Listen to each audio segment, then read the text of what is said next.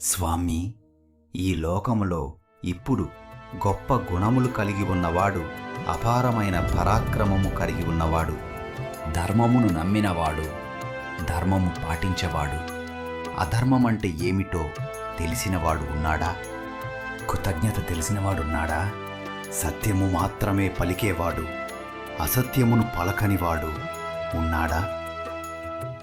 ఒక పని మొదలు పెడితే అకుంఠిత దీక్షతో కష్టాలను అధిగమించి కార్యమును పూర్తి చేయగలిగినవాడు ఉన్నాడా? గొప్ప చారిత్రము కలిగి ఉన్నవాడున్నాడా? అన్ని ప్రాణుల హితమును కోరుకునేవాడు ఉన్నాడా? అపారమైన జ్ఞానము కలిగి ఉన్నవాడు ఉన్నాడా? సమర్థత కలిగి ఉన్నవాడు ఉన్నాడా?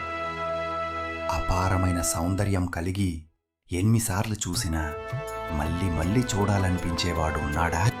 ధర్మమంతా ధైర్యము కలిగి ఉన్నవాడు ఉన్నాడా?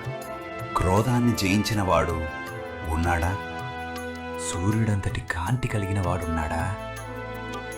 ఎదుటివారిలో మంచిని చూడగలిగినవాడు ఉన్నాడా? అసూయ లేనివాడు ఉన్నాడా? అవసరము ఉన్నప్పుడు క్రోధము తెచ్చుకొని శాసించగలిగినవాడు ఉన్నాడా?